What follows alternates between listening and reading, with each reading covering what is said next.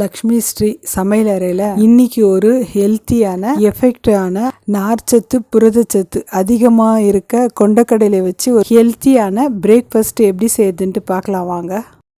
ஒரு கப்பு கருப்பு சுண்டல் எடுத்துக்கலாங்க. இதில் நார்ச்சத்து அதிகமாக இருப்பதனால் நீண்ட நேரம் நம்மளுக்கு பசி எடுக்காமல் இருக்க உதவுது. நார்ச்சத்து இரும்புச்சத்து அதிகமாக இருப்பதனால இது உடலுக்கு தேவையான நம்மளுக்கு அந்த நாளுக்கு தேவையான எனர்ஜியை நம்மளுக்கு கொடுக்குது.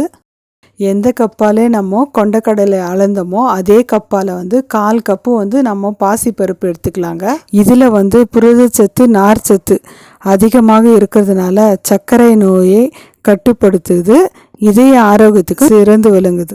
அதே கப்பால் 1/4 கப்பு நான் வெள்ளை உளுத்தம்பருப்பு போட்டுக்கிறேங்க. நீங்கள் கருப்பு உளுத்தம்பருப்பு கூட போட்டுக்கோங்க. இதில் கால்சியம், மெக்னீஷியம், பொட்டாசியம் இருக்கிறதுனால எலும்புகளை வலுப்படுத்துதுங்க. இதில் 4 ஸ்பூன் வெந்தயம் போட்டுக்கோங்க. இதில் தண்ணி ஊற்றி நல்லா 4-5 டைமுக்கு நல்லா கழுவி எடுத்துக்கலாங்க. ஏன்னா மண் தூசெல்லாம் இருக்கும், அதனால் கழுவி எடுத்துன்னு வந்துடலாம். பாருங்கள், நான் கழுவி எடுத்துகிட்டு வந்துட்டேன். இப்போ அந்த பயிர் முழுகிற அளவுக்கு தண்ணி ஊற்றி ஒரு தட்டு போட்டு அட்லீஸ்ட் ஒரு 8 ஹவர்னால் நம்மளுக்கு ஊறணுங்க. 8 ஹவர் ஊற வச்சு எடுத்துக்கலாங்க. நம்ம பாருங்கள், 8 ஹவர் நல்லா ஊறிடுச்சுங்க. நான் ஓவர் நைட்டு ஊற வச்சு எடுத்துக்கினேங்க.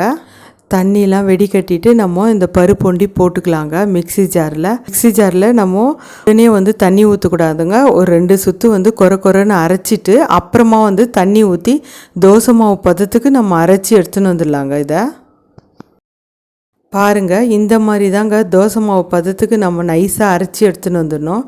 இதை ஒரு பவுலில் நம்ம ஊற்றிக்கலாங்க. மிக்ஸி அலம்பி கொஞ்சமாக தண்ணி ஊற்றிக்கலாங்க. தண்ணி ஊற்றிட்டு நம்ம இதுக்கு தகுந்த மாதிரி உப்பு போட்டு நல்லா கரைச்சி வச்சிடலாங்க. இந்த மாதிரி நம்ம பயிர் வகைகள்லாம் செய்யும்போது அட்லீஸ்ட் ஒரு 3 ஹவர்னால் நம்மளுக்கு புளிக்கணுங்க. நல்லா கரைச்சிட்டு அட்லீஸ்ட் ஒரு 3 ஹவர்னால் நான் புளிக்க வச்சு எடுத்துக்கிறேங்க. பாருங்கள், 3 ஹவர் ஆயிடுச்சு. இந்த கிளைமேட்டுக்கு 3 ஹவருக்கே எனக்கு நல்லா புளிச்சு வந்துட்டுக்குது. இப்போ நம்ம கரண்டி வச்சு நல்லா கலக்கி மாவை எடுத்துட்டு கேஸ் ஆன் பண்ணி தவா வச்சுக்கலாங்க. தவா நல்லா காஞ்ச உடனே ஒரு கரண்டி மாவு எடுத்து நம்ம நல்லா தோசை மெலிசாக எவ்வளோ தேய்க்கிறோமோ அவ்வளோ மெலிசாக வருங்க. இந்த தோசை நம்ம எவ்வளோ மாவு நைஸாக அரைக்கிறோமோ அவ்வளோவும் நம்ம தோசை ஊற்றும் போது மெலிசாக வருங்க. இப்போ நீங்கள் எண்ணெய்னா ஊற்றிக்கோங்க, நெய்யினா ஊற்றி கொடுங்க பசங்களுக்கு. நான் எண்ணெய் 1 ஸ்பூன் ஊற்றிக்கிறேன். பாருங்கள், நல்லா வெந்துச்சுங்க. இப்போ நம்ம திருப்பி போட்டு நல்லா வேக வச்சு எடுத்துக்கலாங்க. நான்ஸ்டிக் தவாவில் தாங்க ஒட்டாத வரும்னு நினைப்போம். ஆனால் நம்ம செய்கிற மெத்தடில் தோசை இந்த தவால் நார்மல் தவாலையும் ஒட்டாத நல்லா மெலிசாக வருங்க தோசை. பாருங்கள், 2 பக்கம் நம்ம திருப்பி போட்டு நல்லா வேக வச்சு எடுத்துக்கலாங்க. பாருங்கள், ஹெல்த்தியான கொண்டக்கடலை தோசை ரெடி ஆயிடுச்சுங்க. இந்த மாதிரி அரிசி சேர்க்காத பருப்பு வகை தோசைங்களுக்கு எந்த குழம்பு, சட்னி, சாம்பார் எது வச்சுன்னு சாப்பிட்டாலும் டேஸ்ட் ரொம்ப நல்லா இருக்குங்க. தோசை ரொம்ப நல்லா வந்துக்குதுங்க, ரொம்ப கிறிஸ்பியாக வந்துக்குது. வாரத்தில் ஒரு நாள் நீங்கள் அட்லீஸ்ட் நீங்கள் இந்த மாதிரி தோசை செஞ்சு சாப்பிட்டு பாருங்கள். உடம்புல நிறைய சேஞ்சஸ் கிடைக்கும். நார்மல் தோசையோட இந்த மாதிரி நம்ம கொண்டக்கடலை வச்சு தோசை செய்யும்போது டேஸ்ட் ரொம்ப நல்லா இருக்குங்க. பசங்களும் சரி பெரியவங்களும் சரி விரும்பி சாப்பிடுவாங்க. நம்ம சேனலில் நிறைய ஹெல்த்தியான ரெசிபி போட்டிருக்கோங்க.